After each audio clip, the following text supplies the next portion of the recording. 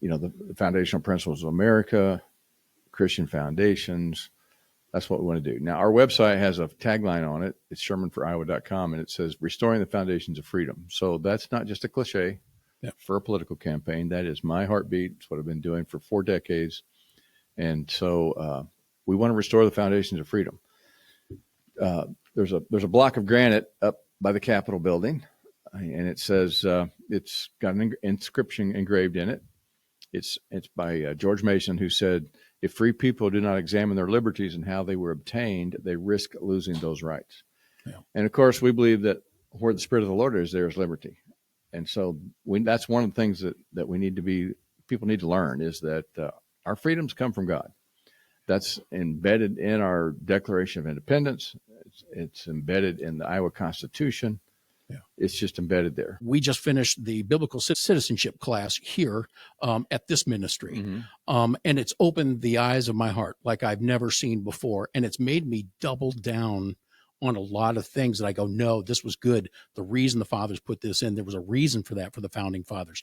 What would be a broad scope? You look at that and categorically, what might be the first thing you want to see begin to happen, or the first couple of things to establish that? You mean because Iowans would go, hey, we're doing pretty good. I mean, you mean to reestablish foundational principles? Yes. Yeah.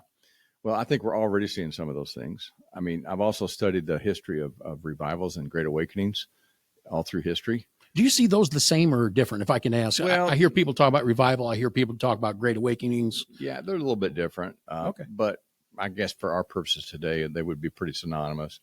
I mean, we hear about the Great Awakening, which was in the 1700s. I mean, that went on for about 40 years is generally the period that they say, 40 to 50 years, that the Great Awakening happened. Yeah. We tend to think about awakenings or revivals, and we think they were like, oh, that happened last week, and you should have said we had a great revival last week. It's like, no, these things were periods of time, seasons. And what happened in the Great Awakening was amazing. And those are the preachers and the pulpits of America during that time there was the colonies at that time. Right. But the pulpits of America is what shaped the thinking of the founding fathers that established this nation. I mean, the ones that wrote our Constitution. Our Constitution is based on Isaiah 33:22.